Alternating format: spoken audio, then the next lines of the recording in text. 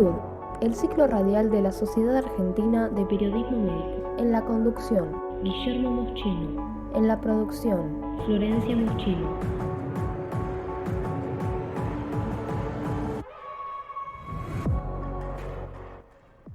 Buenas noches, bienvenidos a Periodismo y Salud, el ciclo radial de la Sociedad Argentina de Periodismo Médico, programa número 137, hoy 8 de abril del 26. Ayer 7 de abril fue el Día Mundial de la Salud. No sé si tenemos un flyer, pero lo quería comentar. Vamos a empezar primero agradeciéndole a la productora y a la operadora, que son las que me pasan las cosas que yo le pido. Así que bueno, Mile y Flor, muchas gracias. Y ahora sí, le voy a pedir el flyer de... creo que ya les cambié el orden, porque yo le paso el orden de la foto y después se las pido distintas. Del día... Bueno, ahí me dictan, vamos a pasar la asunción. El primero de, la semana pasada, el miércoles pasado, el 1 de abril, asumimos la nueva comisión directiva. Ahí están en la foto los 4 presidentes. El licenciado Mariano Yaín, yendo desde la izquierda hacia la derecha, es el presidente saliente de la SAPEM, de la Sociedad Argentina de Periodismo Médico. El que sigue es el doctor Miguel Galmés, presidente de la AMA. La presidente elegida, que asumió ahora entrante, es la doctora Matilde Israel, y nuestro presidente honorario, el doctor Mario Bruno. Bueno, no tuve lugar, estaban todos los 4 presidentes ahí, no me pude subir al escenario. Miren. A ver, la que sigue. Bueno, ahí el periodista, Ernesto Martín Chuc, quiso sacarse una foto con nosotros, con la presidenta ahí, conmigo, que soy el vice, ahí en la AMA, luego de la asunción, que él es una eminencia en lo que es televisión y medios. Bueno, una foto con él. Y había una más que con el ganador del Martín Fierro, que lo pudimos incorporar a la comisión directiva de SAPEM. Está como vocero el doctor Juan Manuel Cerini. Así que es una gran incorporación, alumno nuestro del 2022. Bueno, ahora sí, con la nueva comisión directiva desde el miércoles pasado, seguimos en el programa. Yo quería hablar del 7 de abril porque fue el Día Mundial de la Salud, esto es muy importante. El concepto de una salud, el flyer que hicimos al respecto ayer, sobre todo para apoyar la ciencia. Y el concepto de una salud sola. No solo somos los humanos quienes tenemos salud, también los animales, el ambiente, las plantas.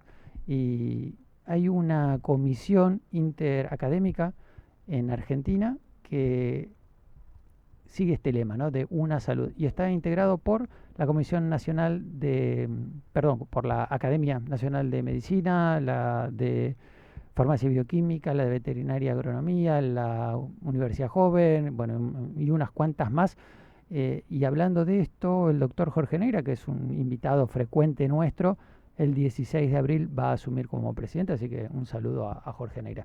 Bueno, el concepto de una salud es que la salud es global, es de todos. Hay que cuidar el medio ambiente para que impacte en la salud de todos. Y para ciertas infecciones, sobre todo, no hay fronteras, afecta a todos.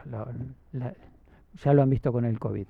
No se queda en el aeropuerto el virus, viaja por todos lados, así que hay que cuidarse entre todos, hay que colaborar y apoyar la ciencia. Bien, les comento, van a estar, o ya están acá al lado mío, la doctora Marina Moreira y Nicolás Sergi. Los dos son anestesiólogos de la ARBA.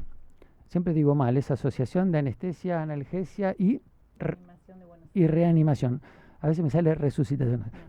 Reanimación de Buenos Aires. Bueno, de conocimiento público todo lo que está pasando alrededor de las fiestas, del Propofol, qué sé yo, y la opinión pública y muchos oportunistas manchan la imagen del médico. Y bueno, quiero darle la posibilidad de que ellos cuenten cómo se forman los anestesiólogos, cuál es su trabajo, y tratar también de sacarle un poco el miedo a la gente que tenga que someterse a una cirugía y por lo tanto a una anestesia. Que sepan que seguimos con el mismo riesgo de siempre, que la anestesia en buenas manos y en el lugar indicado sigue teniendo el riesgo que tuvo siempre, no se aumentó. Así que bueno, vamos a charlar con ellos dos de esto. Y en el último bloque, Jairo Navarrete, médico conocido, amigo de hace un tiempo, especialista en medicina interna y en diabetes y metabolismo, y también en medicina tradicional china, va a hablar un poquito de la medicina integrativa en el tratamiento de la diabetes. Así que bueno, muy bien, con esto conté un poquito de qué va el programa. Voy a presentar a uno por bloque. Marina Moreira, matrícula nacional 88.780, está en la comisión directiva de la ARBA, de la Asociación de Anestesia, y bueno, dado todo lo que está pasando, está acá para hablar un poquito del rol del anestesista y bueno, y lo que vaya surgiendo. Bueno, bienvenida Marina. Muchas gracias por la invitación, Guillermo. Siempre es un placer. Bueno, y gracias. Ella es una de las que me reemplaza cuando me tomo vacaciones o cuando tengo algún evento por el que no puedo venir a la radio. Bueno, y Nicolás Sergi también, matrícula nacional 110.089, también parte de la comisión de la ARBA y está también en recursos humanos. Después nos cuenta un poquito bien, un poco más de su rol. Vamos a empezar por la formación del anestesiólogo.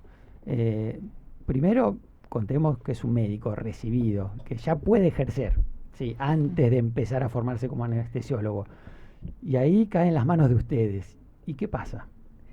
Sí, en realidad todos los médicos que quieren acceder a la especialidad lo hacen como para las otras especialidades, rinden un examen que es el examen para acceder a las residencias. Bien. Y luego pueden hacerse socios, si quieren, a la Asociación de Anestesia y ahí toman un curso que es el curso de la carrera de médicos especialistas en anestesiología. Entonces, los residentes que ingresan a las distintas a los distintos hospitales de Capital Federal y algunas partes de la provincia de Buenos Aires, de mañana, en general, van a hacer su actividad hospitalaria y algunas tardes toman desde que empiezan primer año durante 4 años distintas materias dentro de de nuestra institución, que es la Asociación de Anestesia, y ahí tienen distintas materias que van cursando y rindiendo en paralelo con su actividad hospitalaria. Van complementando a la residencia. A la residencia. Y esto lo hacen en forma presencial todos los médicos que quieren acceder a la especialidad y en forma online todos los médicos federados. ¿Sí? Nicolás te puede explicar, te puede ampliar un poquito sobre el tema. Sí, bueno, el camino es un largo camino. Es un largo y duro camino. El residente de anestesia, yo a veces lo veo y bueno, no lo sufrió en mi época. Yo hice la residencia de 2003 a 2007. Tal vez me acuerdo que éramos 7 para 100 y ahora son 120 para 1000 que se presentan. Es un camino muy largo del momento que la carrera de medicina, bueno, vos lo sabés muy bien, es muy larga y muy dura. Sí. Y el examen de residencia hoy, particularmente este año, es muy duro porque se ha separado el único en 7, 8 exámenes distintos, entonces tienen que rendir como 7 veces. Sí. El ingresan a la residencia y la residencia tiene que convivir con los médicos de planta de cada hospital. Cada hospital tiene su configuración diferente, su estructura, su jerarquía, y si bien nosotros tenemos mucha empatía no es muy piramidalista la residencia de anestesia, bien, como otras residencias. Sí. Tratamos, como son socios y son todos colegas, los tratamos como si fuesen anestesiólogos ya. Nosotros se incorporan a la asociación, tenemos convenio con casi todos los distritos y pasan por la secretaría de la que yo estoy a cargo. Yo soy secretario de recursos al servicio de la comunidad. Ah, bien, sí, eso me lo había anotado. Nosotros somos los que recibimos al futuro socio que presenta los papeles, se incorpora a la asociación. Todas las residencias que hoy son socios de nuestros son residencias acreditadas por la federación. La federación a la cual pertenezco, soy el secretario de Actas y Publicaciones, es como sería la madre de todas las asociaciones del país, ¿sí? Hay 28 asociaciones en todo el país, hay algunas provincias que tienen más de una. Ajá. Y nosotros desde la federación somos los que unimos a todo y tratamos de homogeneizar a todo el país. Cada asociación tiene su formación, tiene su residencia, está todo coordinado con la Secretaría de Recursos Humanos de la asociación, de la federación y de cada asociación. Bien. Y después en el interior ellos hacen la carrera, que es la carrera, hay distintas carreras, porque tenés la de ARBA, que nosotros que tiene una carrera que creo yo que es una de las mejores, no quiero decirlo, es una de las mejores del mundo. Mira. Estoy casi seguro. Yo estos 2 años fui el delegado de la World Federation, de Argentina y de toda Sí. Latinoamérica, y te lo puedo decir que realmente es una de las mejores. Una de las del mundo, mejores. sí. Mira, bueno, bien. Sí. Qué importante decirlo, ¿no? Sí, Que la sí. gente sepa esto. Y te hablo, tengo compañeros del comité, Consejo de Delegados de la World Federation, americanos, canadienses, y están asombrados. Bien. Es una especialidad. Argentina es líder en el mundo en anestesia. Mira. En la parte profesional, ética. Nosotros tenemos muchos valores éticos y es lo que formábamos en los anestesiólogos. Para nosotros la anestesiología tiene, ayer lo decía en una clase que dio un gran expresidente nuestro, el doctor del Castillo, que es hoy miembro del Tribunal de Honor, la especialidad de anestesia tiene un 50% de académico y un 50% de ética. El anestesiólogo para nosotros es eso. Entonces la federación es la que controla todo eso y hay la carrera, hay algunas provincias que tienen su propia carrera. Córdoba, por ejemplo, Sí. Rosario y La Plata tienen su propia carrera. El resto toman la carrera de ARBA de manera online. Bien. Ellos se conectan online Sí, sí. como nosotros por streaming y una vez por año dos veces por año, perdón, vienen a ARBA Vienen a- y hacen simulaciones y talleres y toman contacto con todos los residentes del país. Muy bien, bien. Así que la formación son 4 años de carrera, 4 años de residencia. Es muy dura porque empiezan a las 7 de la mañana y terminan mínimo 2, 3 de la tarde. Hay hospitales que están hasta las 8 de la noche. Sí, claro. Interrumpen 2 días a la semana que van a hacer el curso de la carrera, como decía Marina. Y el curso de la carrera es realmente exhaustivo. Es muy, muy complejo, ¿sí? Sí, porque Sí. además ellos tienen que rendir las materias, o sea, tienen que cursar las materias, después rendir la materia como si estuvieran en la universidad y en el un cuarto año tienen que hacer un trabajo final y además rendir un examen que nosotros incorporamos hace un año. Hace un par de años. Antes estábamos Hace- adheridos a Lola, al Lola, español. claro, pero ahora hacemos uno que es nuestro, que consiste en 2 estaciones en donde Ajá. los residentes tienen que ir y rendir un examen teórico y además pasar por esas 2 estaciones que son estaciones prácticas que lo hacen en el simulador y bueno, y con eso obtienen su título. Es muy estresante. Yo tuve la oportunidad de vivirlo y son 2 Son- estaciones, Es- duran 8 minutos cada una, tienen 2 minutos para verla, Para- 6 minutos para ejecutarla. Es realmente, yo digo, yo no lo pasaría eso. Sí. Ese- Suena corto por el tiempo, ¿no? Pero es como Sí. la ergometría. No, es Se te hace tremendo. interminable. Yo veo la verdad, y eso es la primera, pero después está la parte del teórica. Y ahí terminan el curso, que son 4 años, y es muy, muy largo, difícil, muy complejo. Se hacen todas las materias, es todo mucho simulación, hay todo moderno ahora. Claro, Tenemos sí, sí, centro de sí, simulación, algún día ojalá lo puedas venir a conocer. Sí, sí, sí. sí. Hay 6 quirófanos equipados totalmente como si fuesen quirófanos reales de un sanatorio, con simuladores de parto, cesárea, paro respiratorio, intubación con fibro. Para hacer bloqueos tenemos, porque ahora tenemos el equipo de radioscopía para hacer bloqueos. Para o sea, hacer ven todo. ecocardiografía, tenemos un simulador de ecocardiografía que te Qué hace, bueno. vos metés y haces el ecocardio. Salen realmente los chicos, yo voy al hospital Durán, hago planta los lunes ahí, y los chicos salen formados, no lo puedes creer. Salen con el simulador, Sí, con los son simuladores. aviones, sí, Sí, sí, no, sí. porque además eso a nosotros tiene algunos beneficios que, digamos, nosotros podemos ver si alguna persona necesita entrenarse en algún tema más Claro, o menos. seguro. Entonces nos asegura de que todos tengan el entrenamiento básico de cada una de las habilidades que tenemos que aprender durante la residencia o que nosotros consideramos que tiene Bien. que saber un médico anestesiólogo. Y por otro lado también se crea una comunidad, porque ellos se conocen, trabajan juntos. Esto hace también que nosotros nos conozcamos bastante entre nosotros y cuando vos vas a trabajar en un lugar no estás solo, porque sabes que hay otro anestesiólogo que por ahí hizo con el curso con vos o un año antes o uno después, entonces uno se conoce también. Sí, sí, sí, pasó por lo mismo. ¿Recrean cada una de las situaciones posibles de una cirugía? Sí. O bueno, de una... Sí, Sí, nosotros sí. tenemos ahí, en realidad está escrito, son los escenarios de Helsinki, en donde Sí. se recrean los 20 escenarios más frecuentes. Más frecuente. Bien. Y los chicos se entrenan, pues la especialidad de anestesia son 99% de calma, 1% de caos, ¿no? Sí. Como es muy parecida a la aviación, un hobby que yo tengo, Sí, es muy ajá. parecida a la aviación. Compartimos mucho. De hecho, la simulación, El checklist. todo. Sí. obviamente son horas de control, pero cuando vos tenés una situación complicada, es realmente estresante. Entonces, Sí, claro. por suerte, gracias a Dios, es baja la frecuencia y cada vez las drogas son más seguras, tenemos dispositivos mucho más seguros también.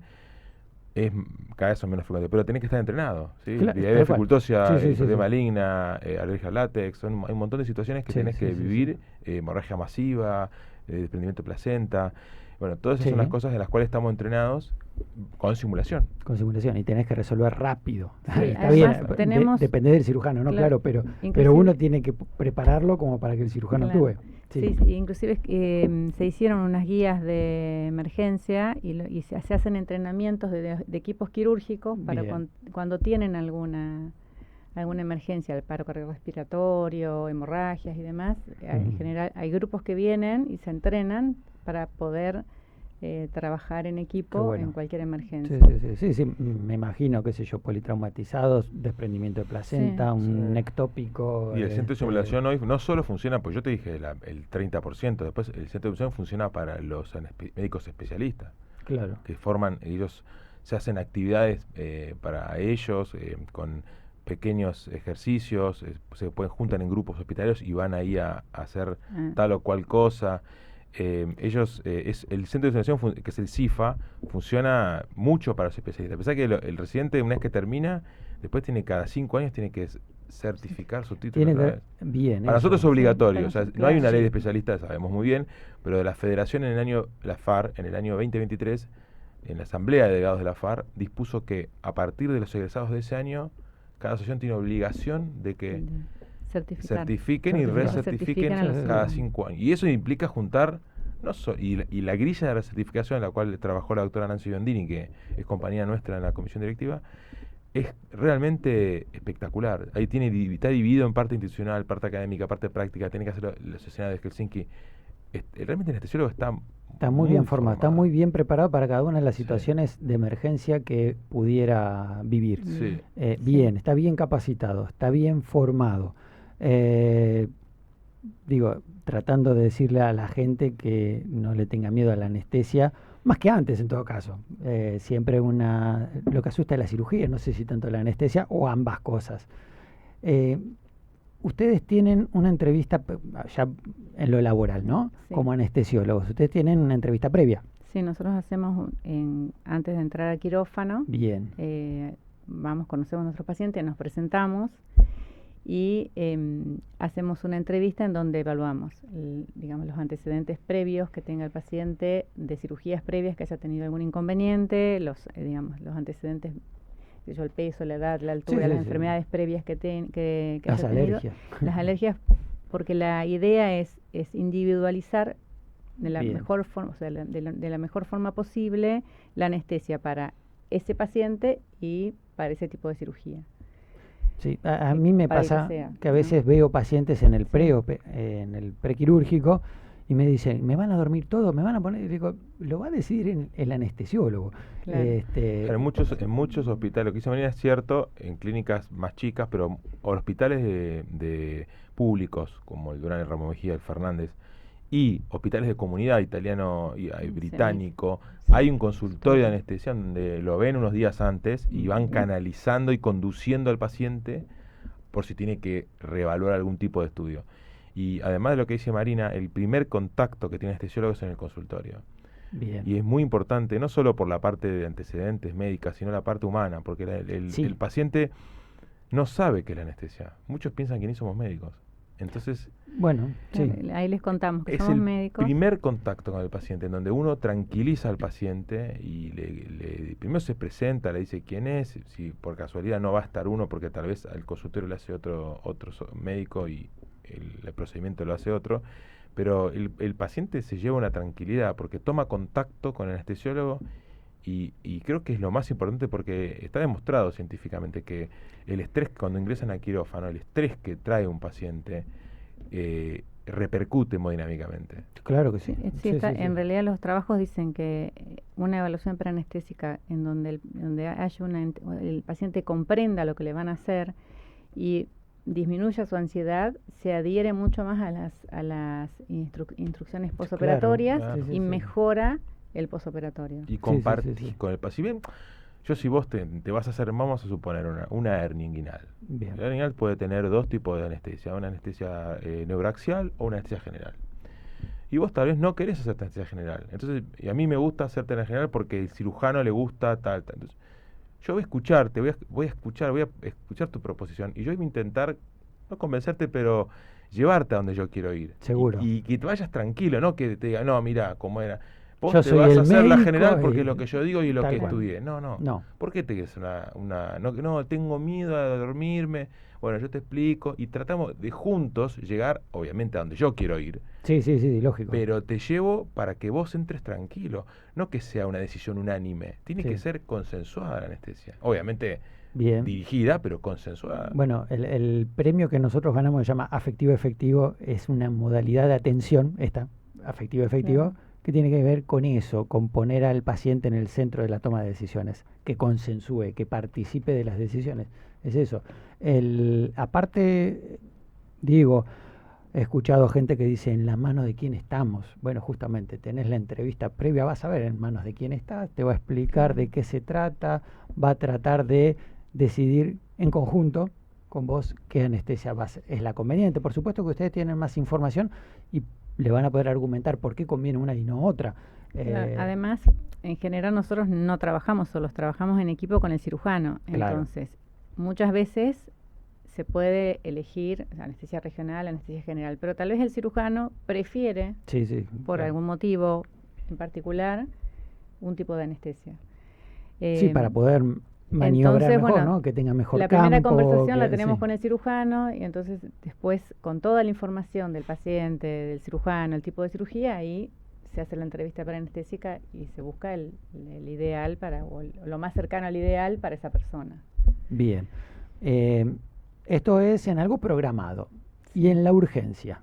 Ahí Bueno, ya... la urgencia también existe. La Obviamente la evaluación. anestesica es otro contexto. Es otro También contexto. es donde está sucediendo. Una cosa es en el Sí. sanatorio privado, otra cosa es en el hospital. Bien. Son distintos Sí. pacientes. Exacto. El paciente del hospital es distinto al paciente del privado. Sí. No es un tema de clase, sino es un tema de preparación muchas veces o de angustia. Es un paciente que viene sufriendo otras cosas. Sí. Yo trabajé en el SAME provincia, así que conozco. Un paciente que es más sufrido, que tal vez se vino en colectivo 2 horas para la guardia porque tiene un dolor de abdomen.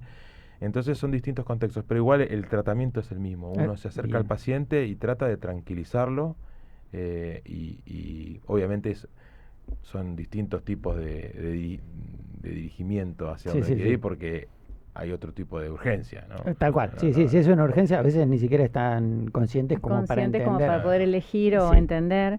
Pero sí lo que es importante que sepan es que el anestesiólogo tiene la misma formación el que trabaja en privado y el que trabaja en público. En público, entonces, exacto. Eso y es no una se ventaja, discrimina. Claro, se es una atiende igual ventaja a todos.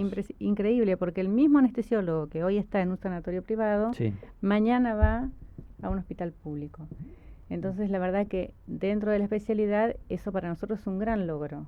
Sí. Porque... De hecho, están así que hoy nosotros tenemos más o menos 2.000 socios en actividad que trabajan en los dos ámbitos. Sí. Y más de la mitad hacen los dos ámbitos. Claro. Sí. Entonces, es casi difícil que un paciente de privado no toque un anestesiólogo que trabaja en el público y conoce las dos caras de la moneda, ¿no? Y creo que pasa en varios médicos, en distintas especialidades, digo, que también hacen tanto público como que el hospital es sagrado. Estamos llegando a eso. Nosotros, bueno, yo ingresé a la comisión directiva hace unos años ya, pero hace poco, y se está cambiando el perfil del anestesiólogo. El anestesiólogo tienen que entender que el presidente actual, Claudio Tartaglia, que fue presidente varias veces y es un gran líder, él está tratando de llevar a los jóvenes este mensaje, que los anestesiólogos y el hospital público es lo mismo. O sea, nosotros hoy por hoy tienen un compromiso institucional que tienen que cumplir, que son 7 años de compromiso más 4 años de planta. Y la idea se pone un tiempo... porque se pone, pero la idea es que no deje nadie, porque si todo el mundo continuase con el hospital, seguiría bajando el tiempo obligatorio. La idea que tienen que entender, y mucho, no lo digo, yo tengo hijos jóvenes, pero los jóvenes hoy tienen una idiosincrasia distinta. Y no lucho en contra de ellos. Pienso sí. que uno tiene que ayornarse. Claro. Porque es así. Sí, Uno no puede estar renegando lógico. todo el tiempo de lo nuevo. Pero sí, uno tiene que marcar los lineamientos de lo que la institución quiere y de lo que piensa que es lo mejor. Y lo mejor es, que nosotros creemos que el hospital público, las guardias, forman parte de la vida del anestesiólogo. Claro. Ser anestesiólogo no es una especialidad. Bueno, también terapia. Es una forma de vida. Vivís toda tu vida con esto de ser anestesiólogo. Claro. Porque toda tu vida vas a tener que luchar, toda tu vida vas a tener que hacer guardia. Si hay un joven que pretende terminar y no hacer guardia, bueno, se equivocó de especialidad. Claro, o sea, hay especialidades que solo son de guardia. Exactamente. No hay Bueno, otra ustedes cosa. también, los terapeutas, claro. siempre guardia. Sí. No queda otra. Y el emergentólogo, y sí. Pero el médico en general, son muy pocas especialidades. Sí. Dermatólogo, todos tienen guardia. Pero bueno, hay otras especialidades que tienen más carga de guardia. Pero la mayoría tienen que entender. Y la salud pública no es porque nos dio todo cuando nos formó, porque estudiamos en la U, va más allá de eso. Es la vida. O sea, estar en el hospital público y tratar la salud pública, y más en un país como este, tan variante, ¿no? Año tras año, donde un año sube mucho las prepagas, pasa mucha gente al público. El público tiene que formar parte del anestesiólogo y de todo el médico en realidad. Sí. Claro, nosotros el compromiso institucional lo tenemos establecido en nuestro estatuto social como parte de nuestro estatuto, que digamos que nosotros tenemos un estatuto que lo tenemos y además lo cumplimos. O sea, bien, muy bien. Que es bastante eso. Sí. Y es parte de nuestra responsabilidad social e institucional. Entonces nosotros trabajamos para que el hospital público tenga insumos, no insumos de uso diario, pero sí que tengan algunos elementos, le donamos. Nos ocupamos también para la comunidad de hacer RCP, o sea, nuestra responsabilidad como institución tiene establecido un compromiso con la población en general y que tratamos de cumplirlo, digamos, porque lo queremos hacer y lo tratamos de cumplir, digamos, dentro de digamos, todos los días de nuestra vida, ¿no? Por supuesto. Bueno, la intención era mostrarle a la gente que los médicos somos humanos y que estudiamos medicina porque queremos ayudar a la gente. Tengan siempre presente eso. Quienes tengan su médico de cabecera, que lo siguen, que lo quieren o que lo conocen de hace mucho, fíjense cómo es. Siempre ha tratado de resolverle sus cosas. La gran mayoría es así, en cada una de las especialidades. Los anestesiólogos, el tema particular de hoy, se forman muchísimo y se siguen formando. Y esto es si bien es un trabajo de lo que cobran un sueldo, siempre está primero el paciente, siempre está primero el ayudarlo al paciente para que esté bien. Eso tienen que saberlo. Nosotros pensamos de esa manera. A veces hay quienes lo comunicamos mejor y quienes no lo comunican tan bien. Sobre todo con esto del lenguaje no verbal, ¿no? La predisposición, el mostrar que a uno le interese, qué sé yo. A veces quienes no son muy hábiles en hacerlo, pero sí que nos interesan. Y de última, si piensan que no nos interesa el paciente, nos interesa el título y la especialidad y poder seguir ejerciendo. Nunca vamos a querer que las cosas salgan mal, siempre vamos a intentar que las cosas salgan bien, porque nos interesan los pacientes, ¿sí?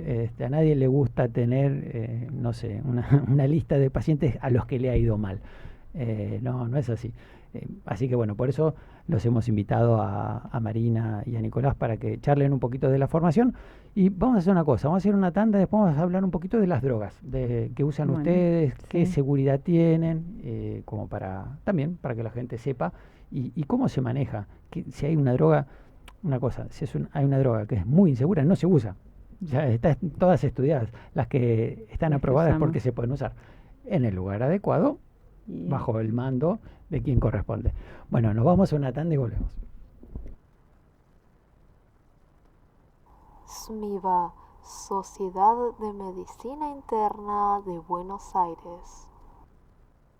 Anualmente realizamos cursos, jornadas y congresos. Estos últimos cada 2 años. Tenemos una revista que es nuestro órgano de difusión, escrito y virtual. Tenemos talleres, tenemos cursos de posgrado Y también contarles que tenemos el curso de especialista en medicina interna, que lo realizamos junto con la Universidad Barceló. También nuestra sociedad forma parte de la SOLAMI, la Sociedad Latinoamericana de Medicina Interna, de la International Society of Internal Medicine y muchas otras participaciones que tenemos en diferentes sociedades, tanto latinoamericanas como internacionales. Bueno, a modo de apretado resumen, la idea es invitarlos a que conozcan nuestra sociedad. Estamos en las redes sociales, LinkedIn, Instagram, Facebook, para poder ampliar la mayor cantidad de información que necesiten. Y bueno, muchísimas gracias, ojalá les seamos de utilidad y los esperamos.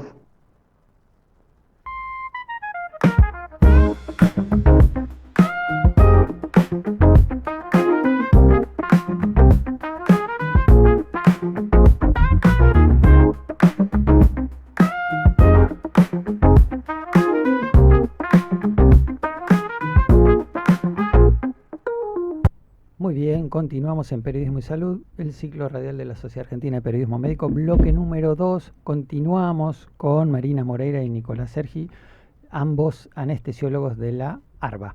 Me decían en el corte que también tienen una materia anual durante los 4 años que se llama institucional.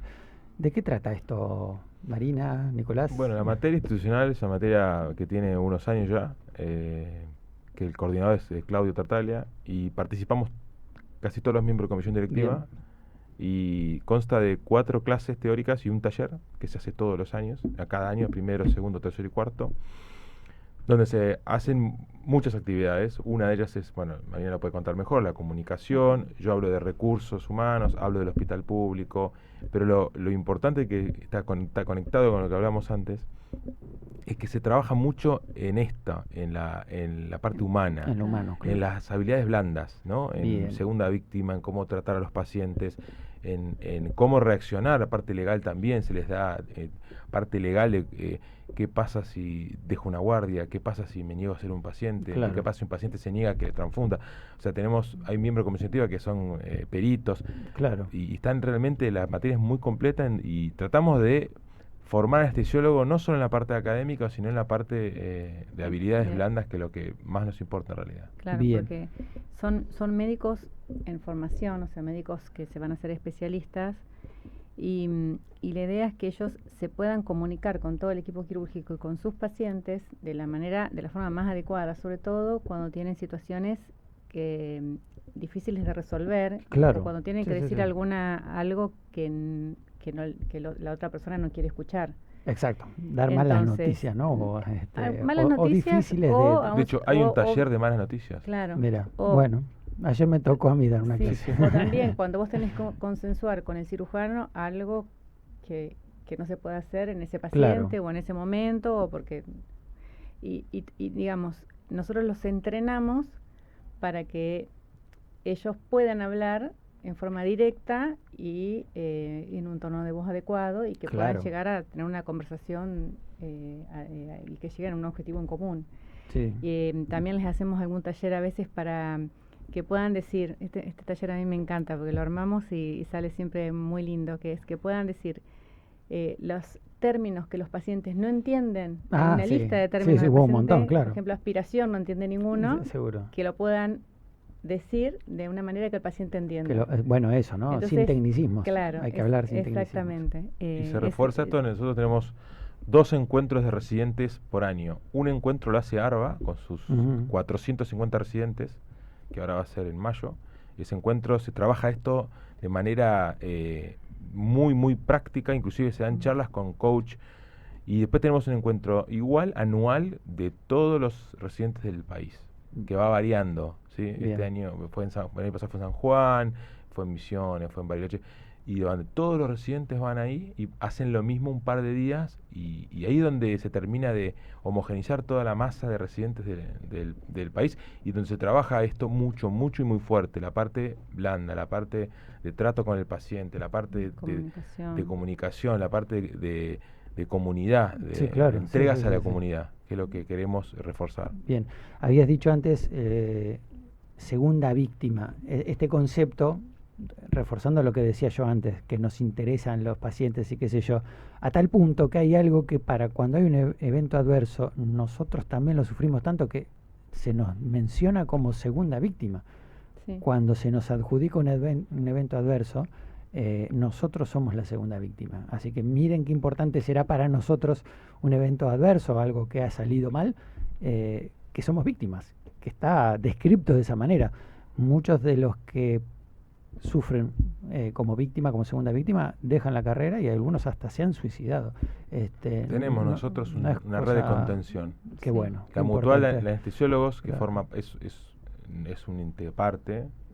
La Mutual es la que tiene un sistema y ahora la Federación lo va a tener, bien, de contención, de un equipo de atención a la segunda víctima. Bien, sigo haciendo énfasis, nos interesan los pacientes, nos interesan las personas. Así para que un paciente esté bien atendido, el médico tiene que estar bien. Sí. Si uno no está bien y se estresó porque tuvo un problema con un paciente a las 6 de la tarde, ¿cómo puede seguir la guardia igual? Tal cual, lógico. Por eso es importante el bienestar del paciente empieza en el bienestar del médico. Sí, y aparte si uno está mal, el paciente no tiene la culpa, ¿no? Entonces uno tiene que poder seguir. Sí, hay que aprender a manejar eso, a gestionar el estrés. Bueno, habíamos prometido hablar un poquito de las drogas que usan ustedes, los fármacos. Bien, vamos a empezar a hablar del fentanilo y el propofol, que son los más mencionados últimamente. ¿Qué son? Vamos a empezar con el propofol. ¿Qué es el propofol? El propofol es un inductor anestésico que lo que hace es deprimir justamente el sistema nervioso central para dar amnesia del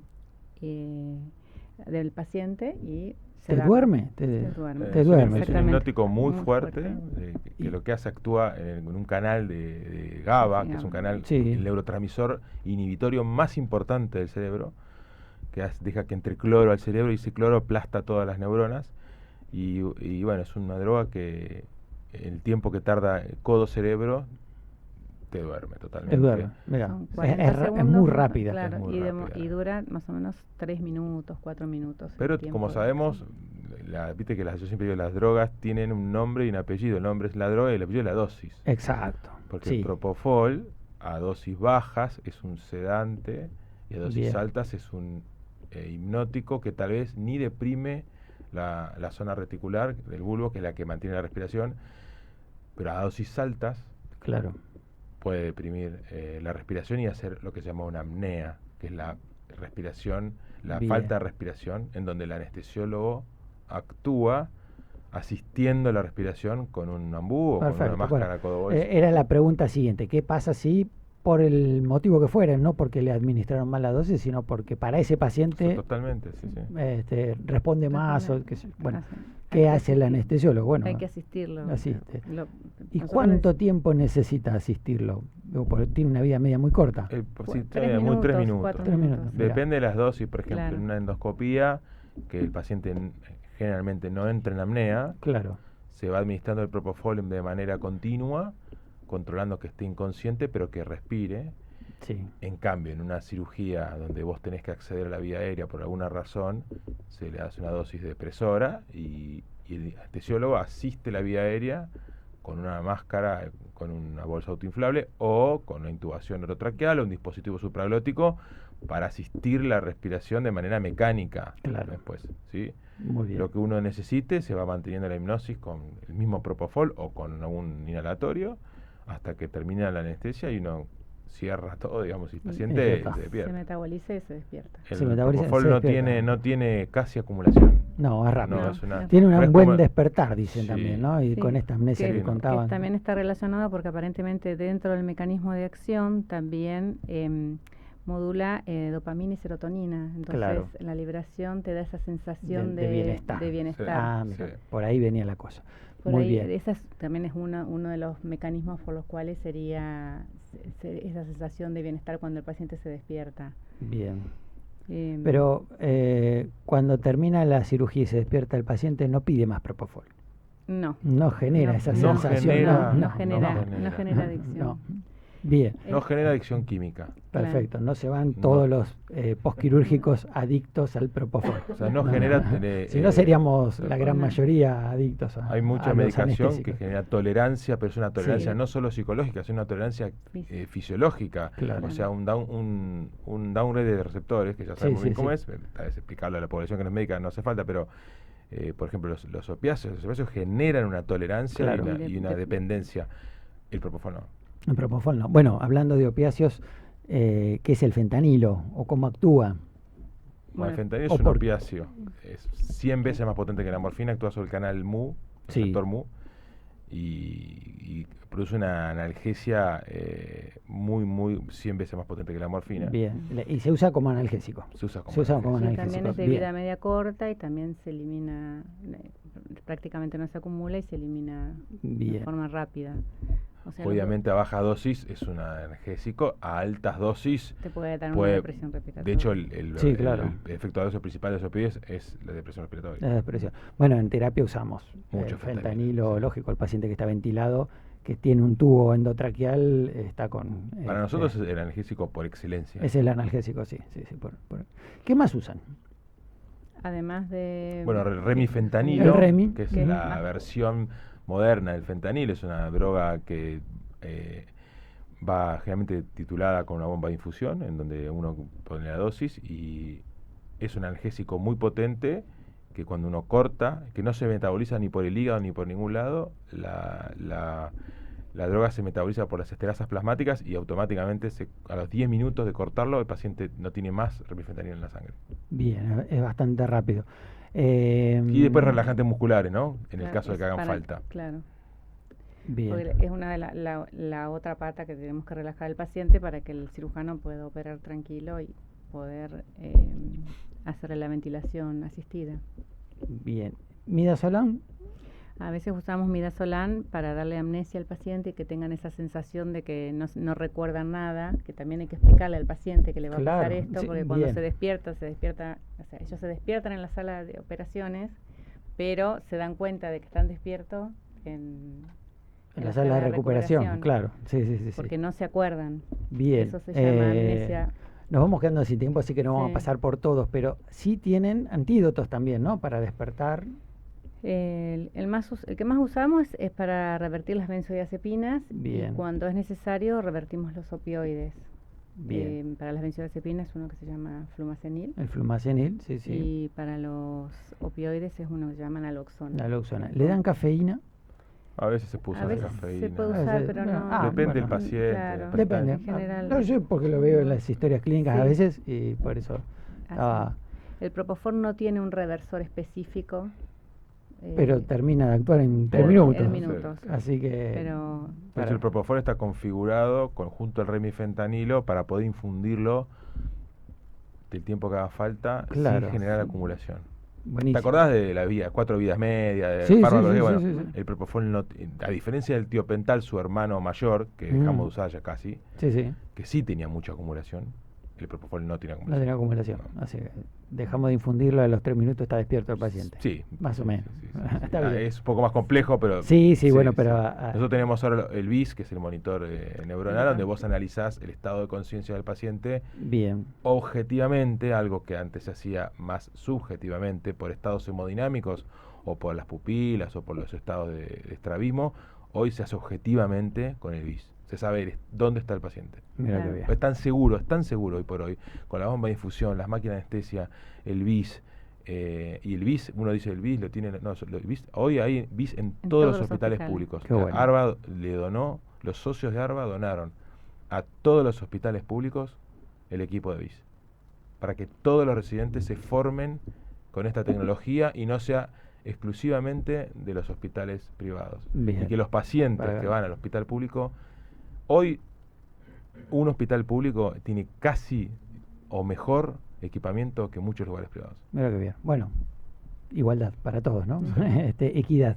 Sí. Bueno, con esto terminamos el bloque.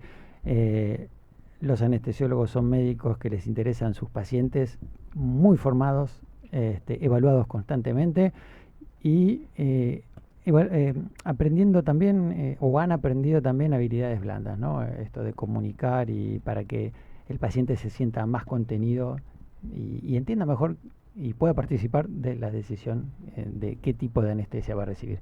Así que bueno, Marina, Nicolás, muchísimas gracias. Gracias a vos. Y nos vamos a un corte para volver con Jairo. SMIVA, Sociedad de Medicina Interna de Buenos Aires. Anualmente realizamos cursos, jornadas y congresos. Estos últimos cada 2 años. Tenemos una revista que es nuestro órgano de difusión, escrito y virtual. Tenemos talleres, tenemos cursos de posgrado. Y también contarles que tenemos el curso de especialista en medicina interna, que lo realizamos junto con la Universidad Barceló. También nuestra sociedad forma parte de la SOLAMI, la Sociedad Latinoamericana de Medicina Interna, de la International Society of Internal Medicine y muchas otras participaciones que tenemos en diferentes sociedades, tanto latinoamericanas como internacionales. Bueno, a modo de apretado resumen, la idea es invitarlos a que conozcan nuestra sociedad. Estamos en las redes sociales, LinkedIn, Instagram, Facebook, para poder ampliar la mayor cantidad de información que necesiten. Y bueno, muchísimas gracias, ojalá les seamos de utilidad y los esperamos.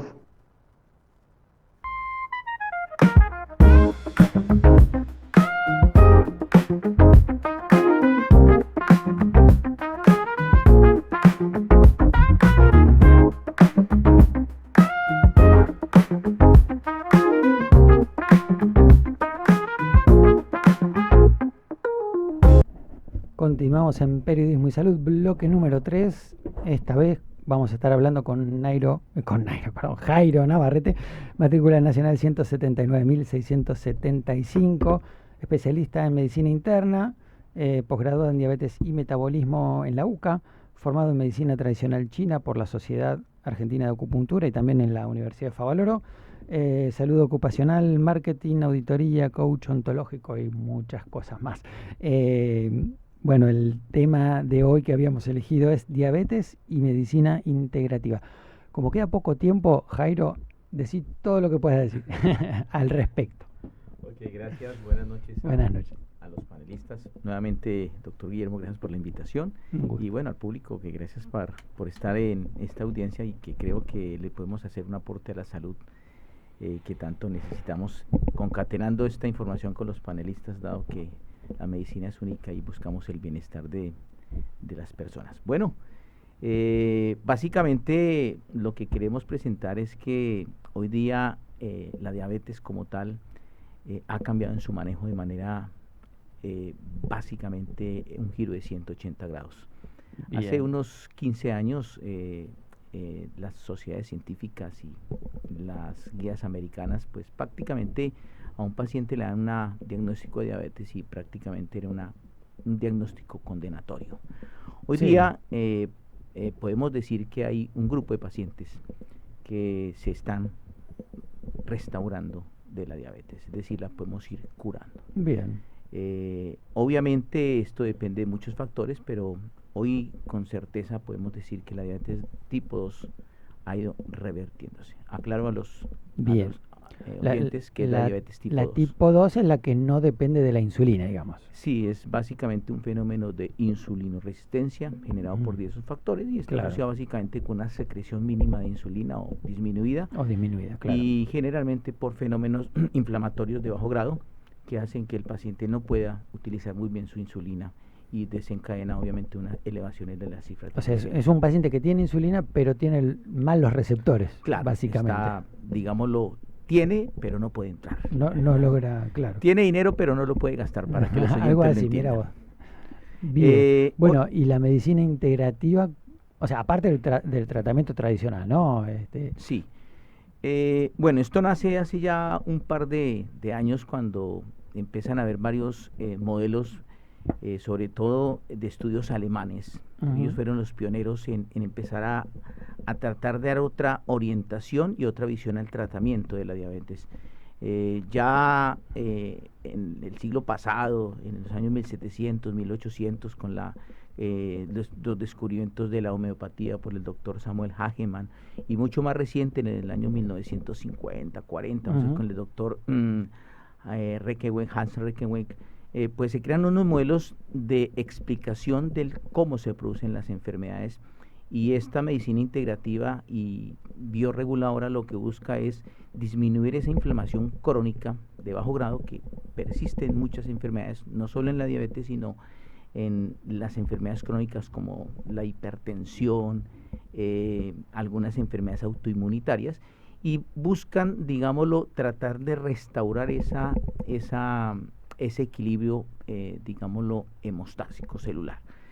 De esos estudios entonces se desprende que muchos de los pacientes que son diabéticos, si logramos modelar y equilibrar estos sistemas, digámoslo, regulatorios y hemostáticos celulares, es posible que los receptores vuelvan a revivir. Que puedan gastar la plata, ¿no? Exacto. Y eso es básicamente lo que hace la medicina integrativa. ¿Y qué herramientas tenemos? Bueno, hay muchas. Creo que la gente y los panelistas han escuchado pues varias vertientes, ¿no? La más conocida y que muchos la conocen es la medicina homeopática. Lo otro es la medicina tradicional china, en especial la acupuntura. Pero ya han aparecido otras como la homotoxicología, por ejemplo, que buscan ese equilibrio hemostásico del que he hablado.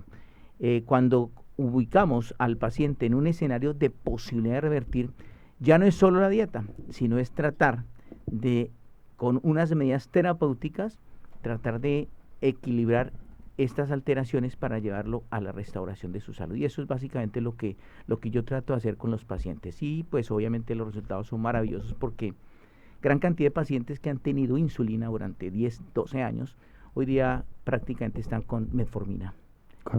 Y básicamente se han suspendido. Hay un par de pacientes que presenté el año pasado en un congreso de reversión total de la diabetes de una paciente específica que tenía 8 años con insulina y felizmente en este momento está solo con dieta. Sí. Bien. Eso es digámoslo, una trascendencia importante, porque se demuestra que efectivamente un grupo de pacientes tienen esta posibilidad. Bien. Bueno, dijimos dieta, eso tiene que seguirlo. Sí, claro. La dieta ha cambiado. Bien. Hay una mala información que ha ido trascendiendo a través de la historia. Sí. Y bueno, lo que enseñaron en las academias de medicina era, deje el azúcar, deje tal. No, hoy día sabemos que es un cambio mucho más profundo. Hay ciertos alimentos que definitivamente están intoxicando, por decirlo de alguna manera, al cuerpo, y son los responsables de que el paciente no mejore.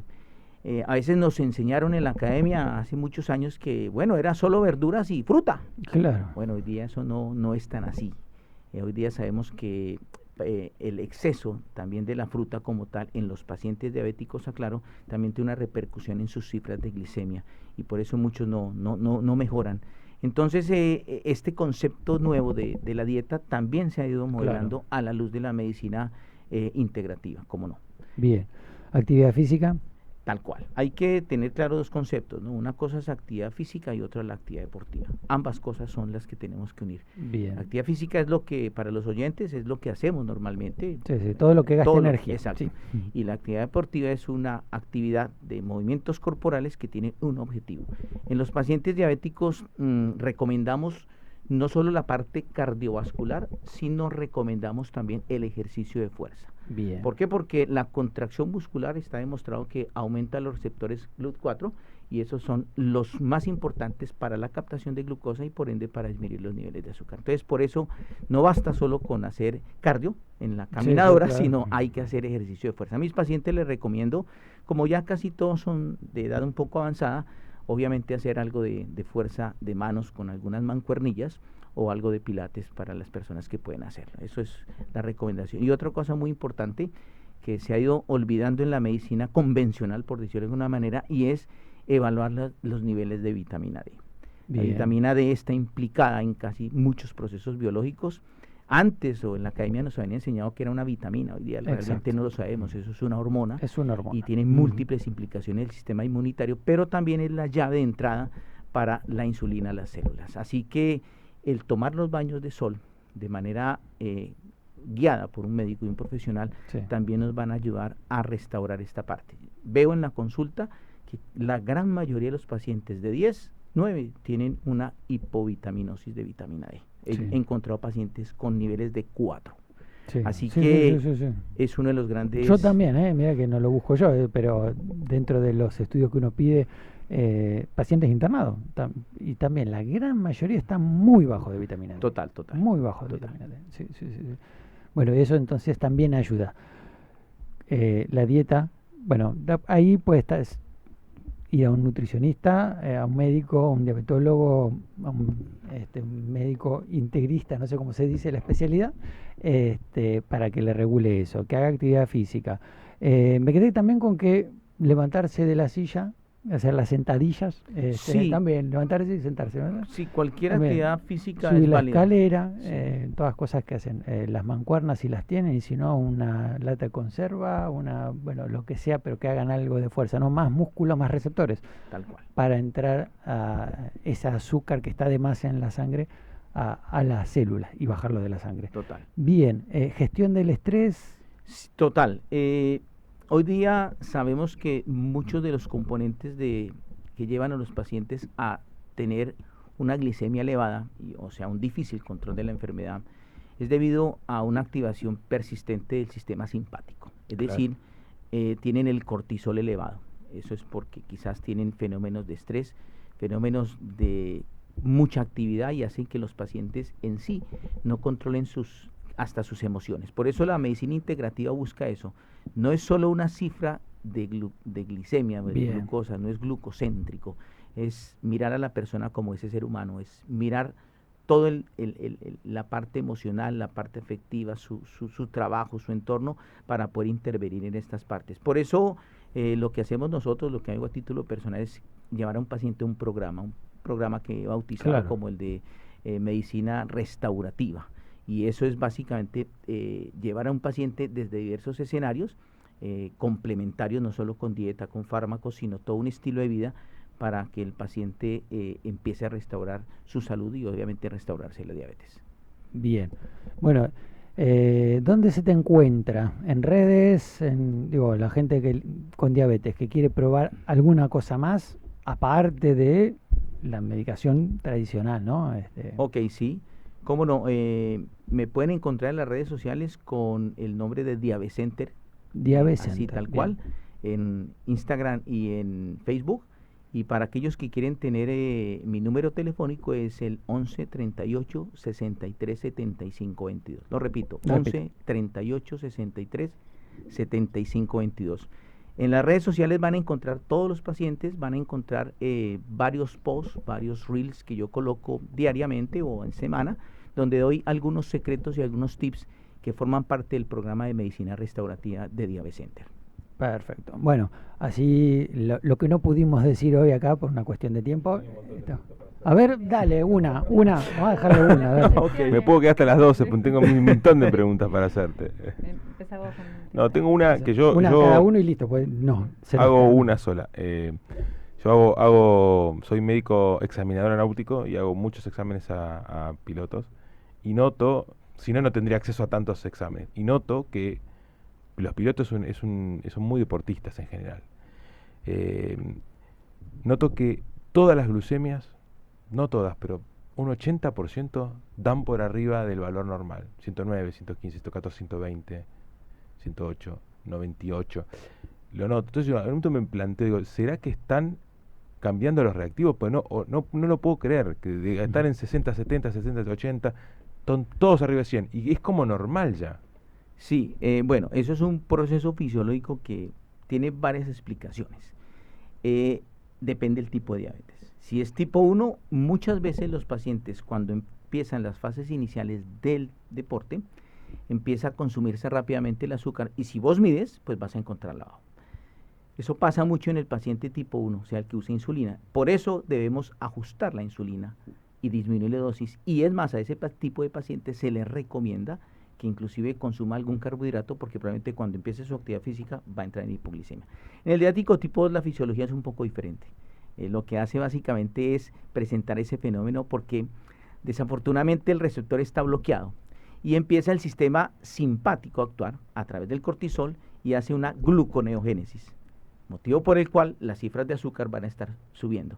Por eso en estos pacientes tienen una dieta especial antes de su actividad deportiva. ¿Y será por el ayuno, que todos hacen ayuno prolongado ahora? Tal cual. Meten ayunos de 20 horas, Claro. el ayuno, el fasting ha hecho Total, hoy día tenemos de moda los ayunos intermitentes, no que intermitentes. sube la glucemia. Hoy día todos los influencers hablan sin tener ningún argumento, y precisamente esas redes sociales de las que yo tengo es donde se hablan con argumento. Pero básicamente, en resumidas cuentas, es el fenómeno un poco, va más allá de la charla. Pero sí. Te dejé sin pregunta. Bueno, va a haber revancha, Marina viene a reemplazarnos otras veces, Jairo vuelve, nos vamos a seguir invitando a Nicolás, pero son las 10 de la noche, así que a los oyentes los convoco el miércoles que viene a las 21 horas para hacer Periodismo y Salud. Buenas noches. Muchas gracias.